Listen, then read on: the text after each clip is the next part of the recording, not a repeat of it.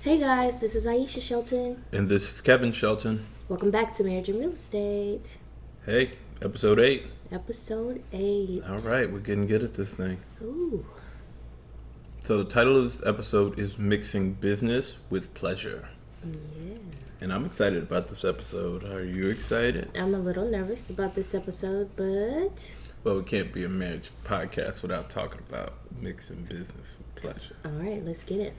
All right, so this week we want to talk about a couple of different things that we consider when we're operating our business and also being a married couple. And let's just call them lessons that we're learning. Oh, okay. I like that. That works. Lessons. We're learning a few lessons. So the first lesson we want to talk about is how do you maintain intimacy and passion while being business partners? So for me, intimacy and passion is extremely important to me. Right. And actually, one of Aisha's wedding vows was Physically and physically. You'll never let me forget it. Nope. So she was like, I'm going to be there for you physically and physically. Understand that was a typo. I wrote my vows on the way to the venue, and I obviously did not proofread. You will be held accountable for every single word. Physically and physically. I'm telling the therapist. But I don't proceed. care. Anyway, so one of the ways that we try to make sure that we have our marriage right as well as our business right is to make space for each other, which we're working on that. We're obviously not perfect, so it's definitely a daily struggle, especially recording podcasts on Friday night. And my wife is looking at me like, man, I'm going to sleep. And I'm like, hey, look, podcast, then me and you time. And she's like, nah. Either or, right? Like podcast or me and you time. So you know I love you guys because I'm choosing the podcast. Wow. Self-sacrifice. Self-sacrifice right there. So as a woman, and you know, I've talked to other women about this too, for us, we need harmony to be intimate. Like, we're better with intimacy when our relationship is harmonious. And as business partners, sometimes that's challenging because you'll go through things. And I'll be honest, we don't have it figured out, and we're figuring it out right now, but we know the right thing to say. And I think it's kind of figuring out what that looks like in practice. So if anybody does that really well as business partners, let us know. Come on the podcast. Okay, you can be featured. You'll be the first featured guest on the podcast. But we also understand how important it is because if we only waited for harmony in order for us to be intimate, which would be my preference, then God, would there ever be any intimacy? Because it's ebbs and flows, right? Yeah.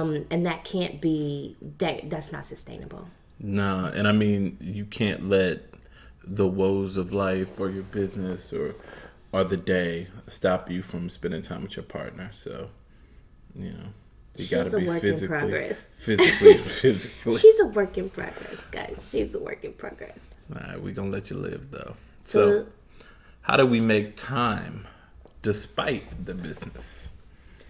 I think having a cutoff, because it's easy for us to talk about the business all the time. Yeah. And there has to be sacred space where that's not the case, which can be hard when you're new in business because everything is business. Yeah. Business is life. Yeah. Or when you live off of your business, you know what I mean? It supports your life.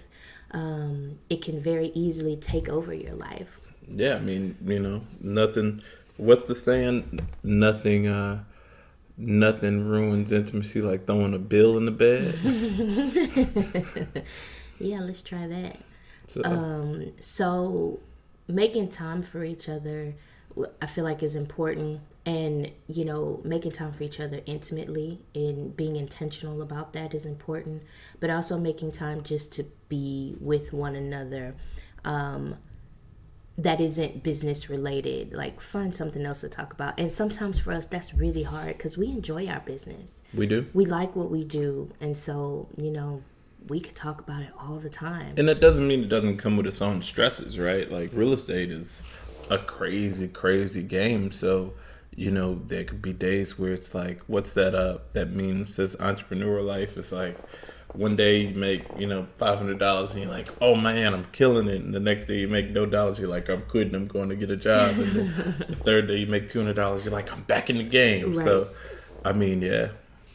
It can be tumultuous, but making time for each other, despite the business, is key. So cut off time for sure. I guess the lesson learned from maintaining intimacy and passion is to focus on your marriage, and make sure you carve out that space to be married and partners.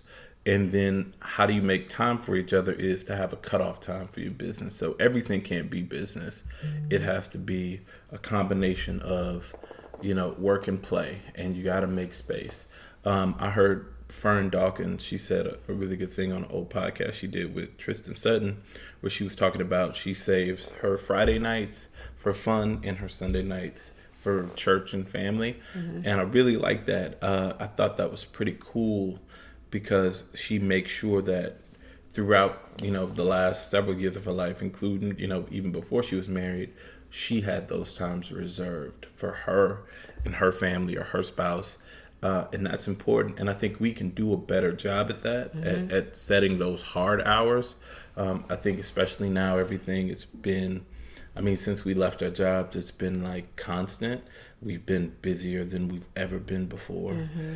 And finding that balance and finding that time to say, okay, look, we probably did a good job of that yesterday for the 4th. We were like, all right, we're not doing nothing. And we came home at 8:00. We spent some good time with some good friends, and we came home and we just crashed out. Yeah. So that was good. So, having that dedicated time to just stop everything and rest and recharge is important, and we're getting better at it every day, every week, every episode. So True.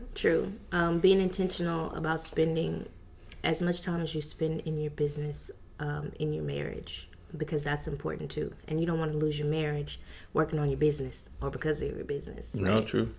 So how do we function as not just a married couple, but also parents and business owners? We're just trying to make it, man. One day at a time. We're just out here trying to make it. No, we literally just put a baby to sleep for like 2 hours. I tried for the first hour. She tried for the second hour. She was more successful than I was. We'll just chalk that up to time. She after 2 hours, she just couldn't really handle it. Yeah. Creating space. That's hard. That's a hard one. Yeah.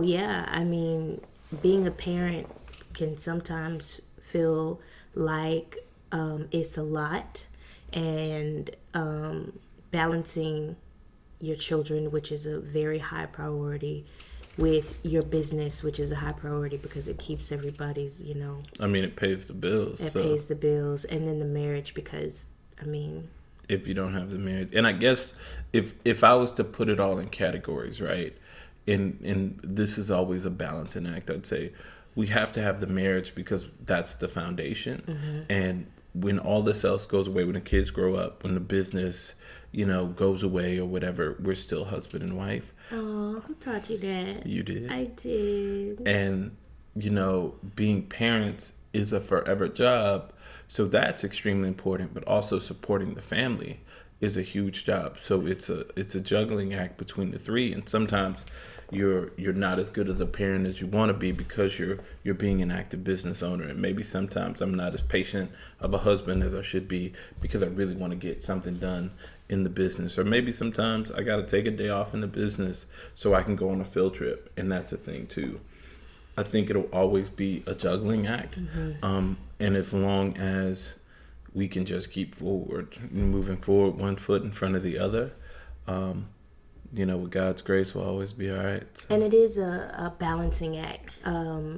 and sometimes it's too heavy on one area and not enough in another area, and just being cognizant of balancing those things. I have family members who have kids in basketball, football, dance, painting, swimming. I mean, the list goes on, and they complain about how busy their lives are and how they're surrounded by their by their children's activities. Their calendar is filled with their children's activities, and while I think it's admirable that children are involved in things, they don't have to be involved in everything.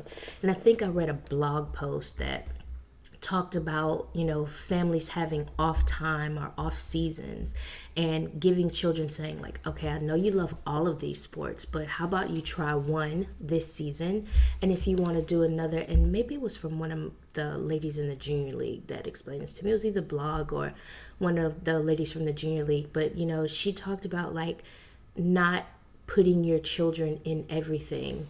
I met a couple that I really did admire who had twin boys, and I mean, they gave those boys the world, and their lives were surrounded. I mean, they were engulfed in work and the boys, and then the boys went off to college, and they both looked up at one another, and they didn't know each other, what the other person liked, what they did for fun, because everything they did was surrounding their jobs and their children. Even when it came to outings, it was the children and the job, or we have a gala to go to, but that's the job. You know what I mean? Yeah. It wasn't about each other, and You got away from the marriage part, or they got away from it. And it's easy to do that, especially when you have children, because you want to give them lots of experiences and lots of opportunities, and a lot of times all that we have, and it comes at the expense of our marriage, or we stay complacent in the jobs that we in, and we don't follow our own dreams because we're trying to help our children Just hold live it their all dreams. together. Yeah. So again, just another balancing act, right? A balancing act. And I think we have parent. to even find more balance in that, because we've been probably a little bit activity light for the last couple of years. I remember Kayla used to do dance and ballet every Saturday morning for like 4 hours. I'd be at dance and ballet, and then we got married and our life got more complicated, and we had Austin, and it's been kind of a running fest for the last couple of years. So now going into this fall, I know we're kicking back up sports. Austin's going to start dance or ballet or whatever, and then Kayla's going to start something. So we have to find that balance again to go, now we have to reset. Now we're a family who does the sports and the business, and we have events, and we have, things that we host. So That's true. No, that's true. And I mean, that just goes to show our audience, like, we ain't perfect. Like, Nah. We've been heavy on business. We've been so heavy on business that we feel like we haven't given the children the enough extracurricular kind of, even going to the park more, or Yeah. going swinging outside water days. Like, it's summer, so we got to do our family vacation. We got to make sure that we take the girls somewhere, to a beach somewhere, just to relax. Yeah. So, yeah. So I mean, that balance is crucial. So the bottom line is, we working on it too. And yeah, we are. So we're in this together. If you're too heavy on the family side and you need to up your business game, find that balance. If you're too heavy on the marriage side, you're just so into your husband, you just love him so much, he's just everything to you.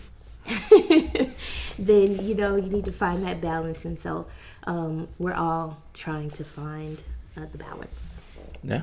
So, talking about balance, now rolling into the business side. So, the first business topic is, how do we not let issues in the marriage affect our business? So, I want to talk about this. So, I probably do a really good job of compartmentalizing.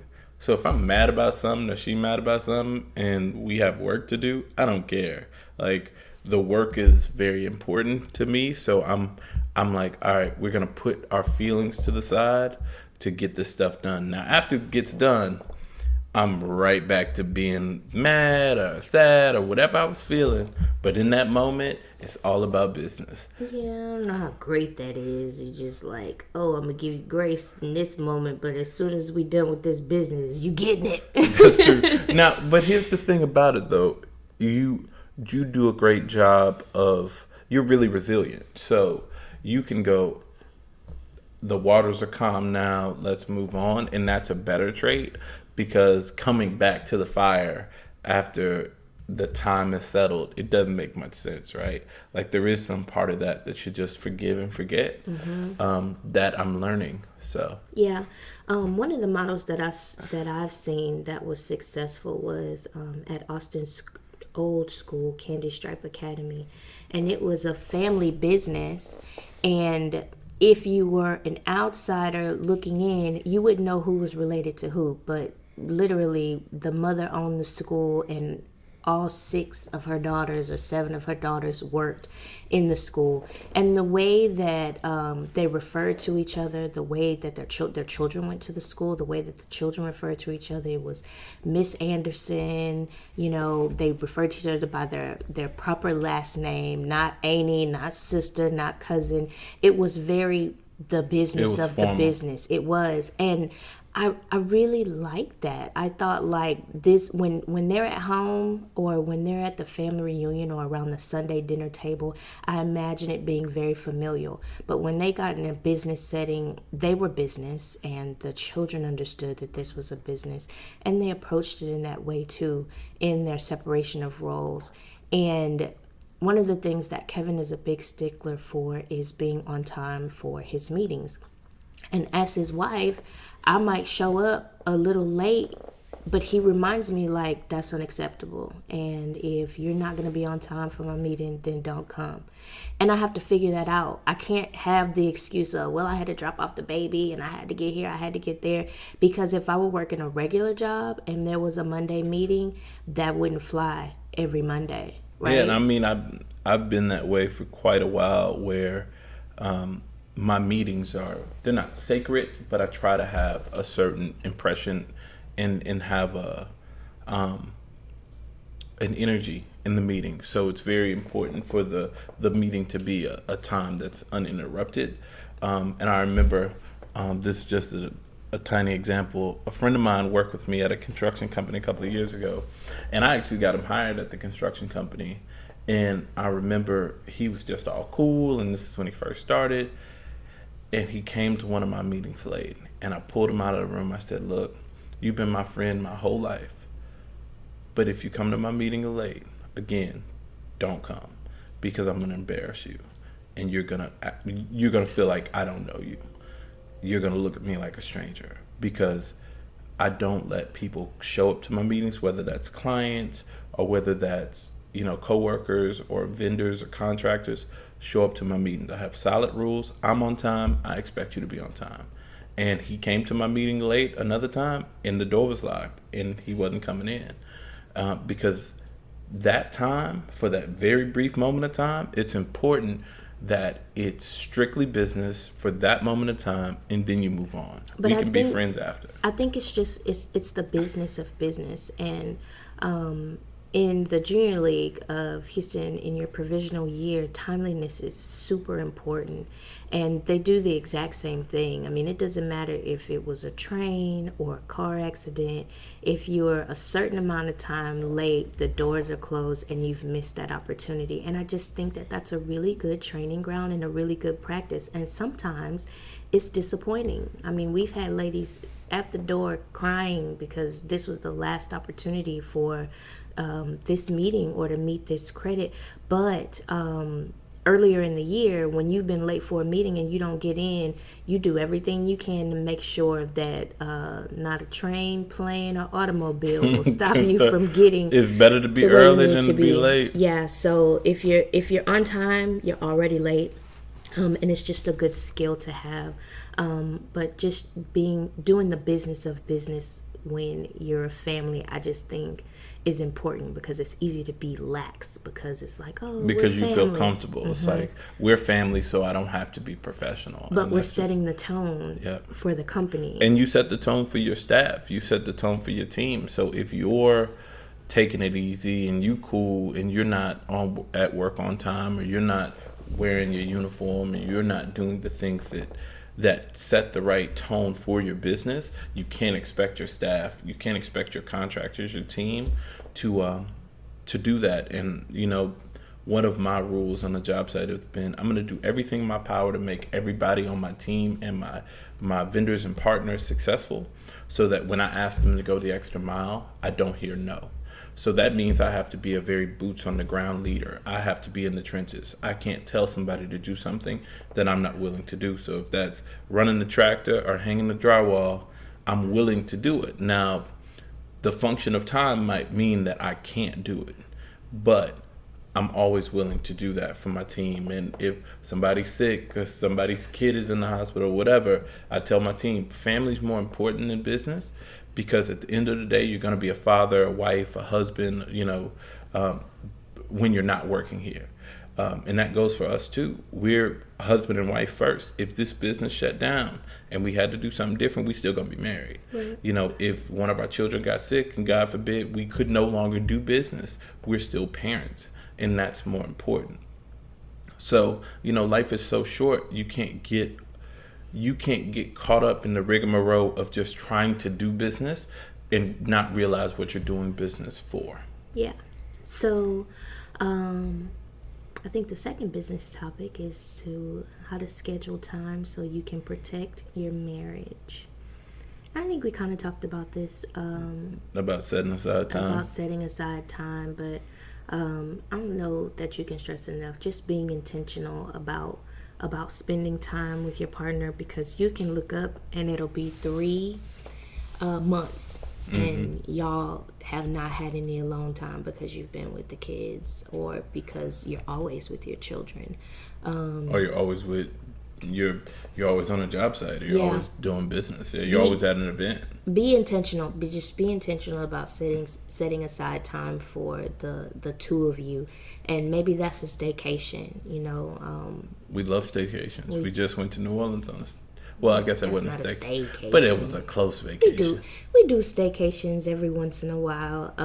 I love hotels, so I'm all about staycations. Yeah, so check out a new hotel in the area, and I think that would be, a great giveaway. I'm gonna have to buy a hotel just so I can enjoy my own hotel. Christ. We would probably go to other people's hotel, but I was thinking about this the other day. Maybe that would be a good giveaway for the audience of Marriage and Real Estate, like a date night or a staycation somewhere at one of our favorite hotels, who one day may become a partner. Oh, that's dope. So what do you think the challenge should be? Let's think about it. Not on my feet. Give us some time. Okay. We'll flesh that out. So next episode, we're going to have the challenge. What? Yeah, No. next episode. That's like a week. Are you kidding? Yeah. Commitment. I got commitment issues. I don't. So next episode, we'll have a challenge for you guys. And based on that challenge, you will get a gift card for a staycation to one of our favorite hotels in the city of Houston. Woohoo. Rah, rah. Rah, rah. All right. So to follow back up, how do you protect your marriage? So I think it's a little bit more than just setting aside time. It's also making sure that you do business in a way that doesn't harm your marriage, right? Like, if you're staying out late entertaining clients, or you're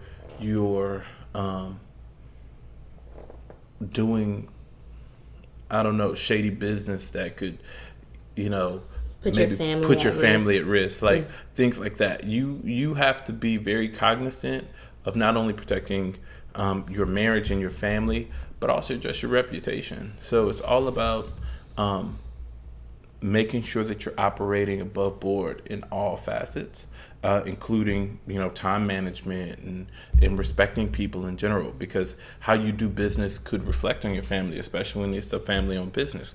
When you own the business and your name's on the moniker, if you do something bad to somebody, they're coming back at your family business. So it's important to protect your family and how you do business too. So what about how do we create space for criticism and correction in business as a spouse? Well,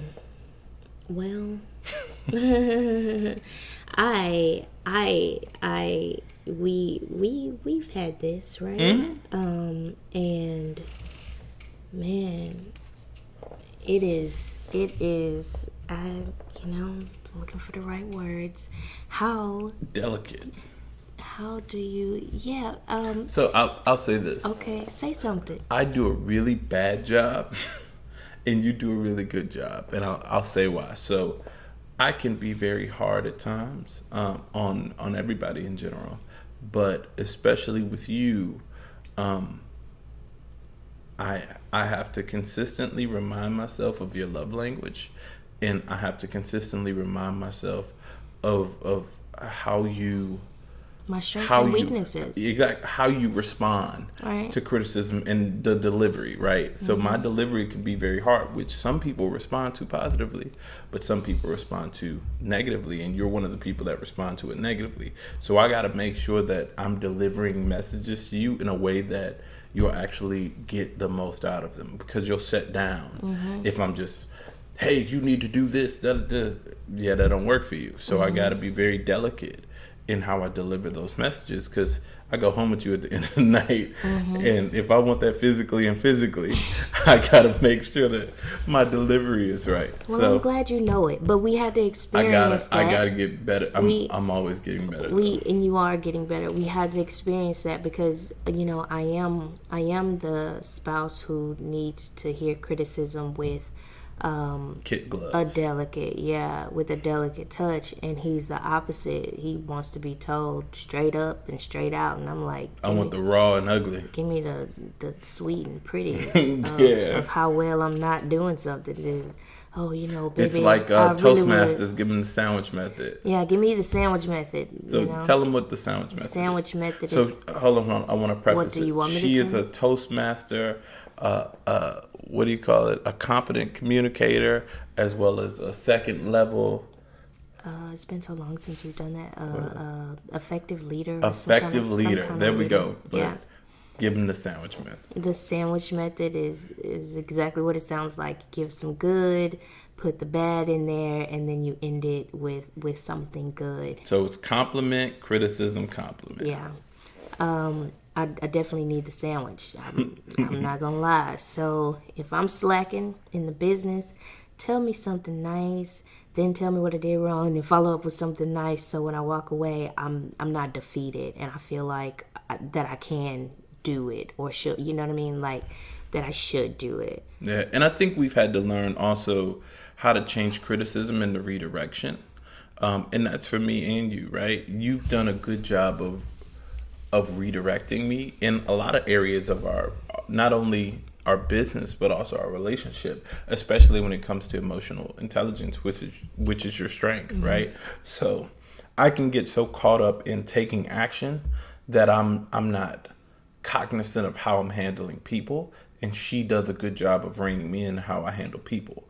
So she's the emotional IQ of our business and the emotional weather vane to tell me if I'm right or wrong. Yeah. And that works really well for us as a team, because I can type a message and say, hey, what does this look like? And she can say, no, okay, you got to tweak this and sound like this. And I can, critique her the same way. It's like, hey, you have this message and it's really not defined. You need to do this, change this, so it actually can take action. So we focus on our strengths and fill in for each other's weaknesses so that we can move the business forward.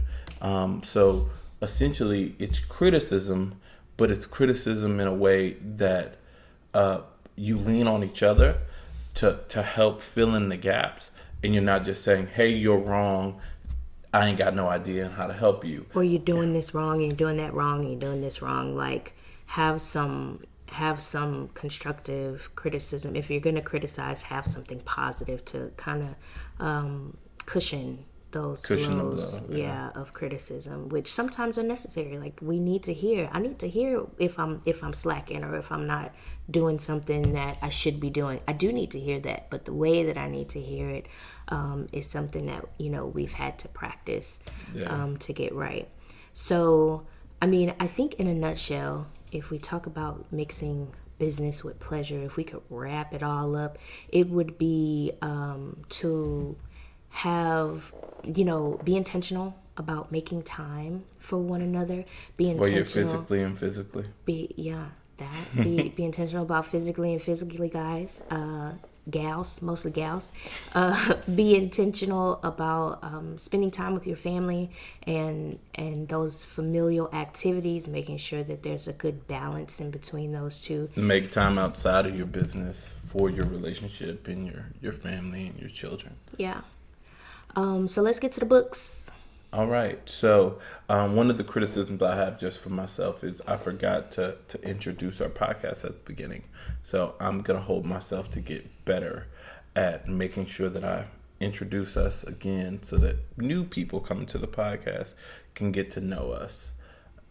So I'll get better for the next episode, guys. I missed that.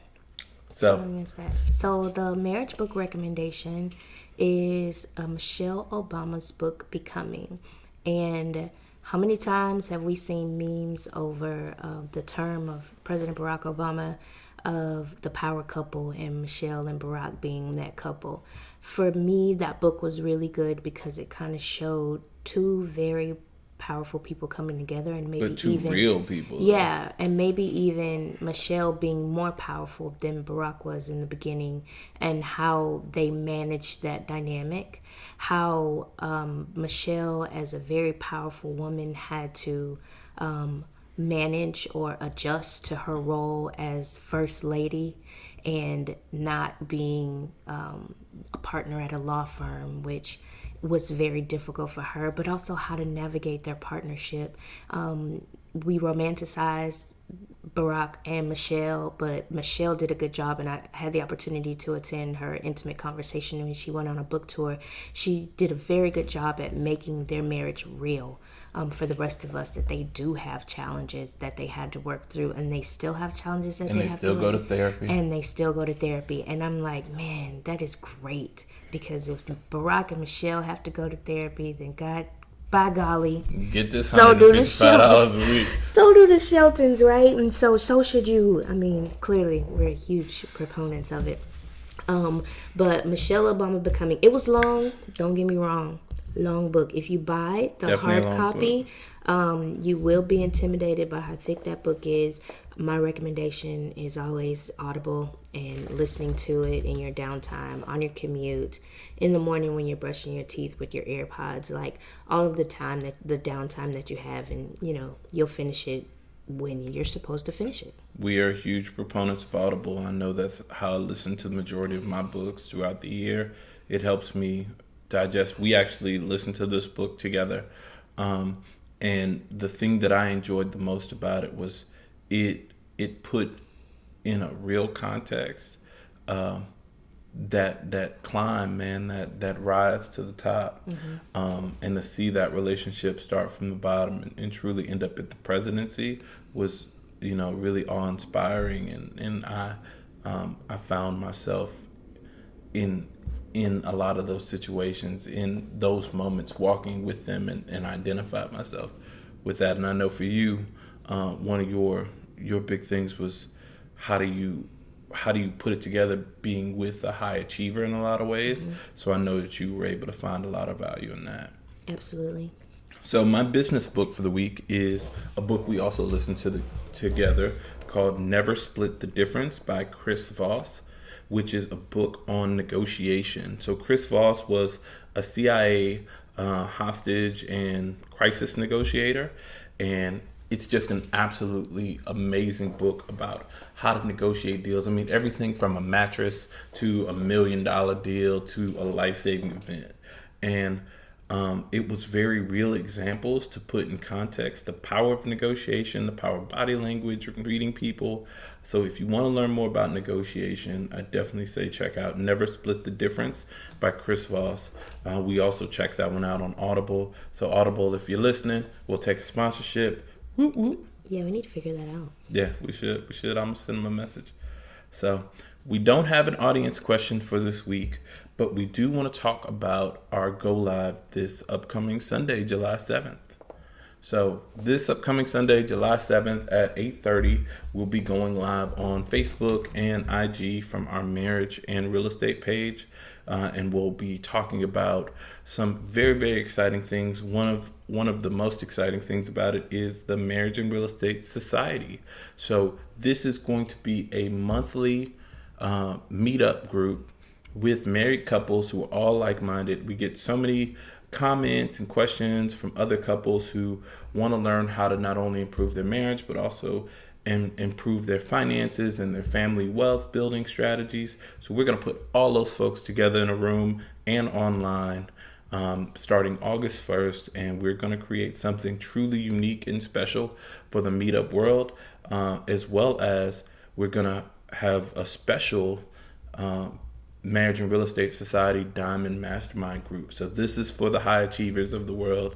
This is for the people who really want to get after it, and we'll talk more about that on Sunday. So if you're looking for a group of highly motivated couples focused on creating financial freedom through real estate while building your marriage, then the Marriage and Real Estate Society is where you want to be. Yes. So we are happy to have you guys, and again, we say thank you. And this is the Marriage and Real Estate Podcast. Episode 8. Bye.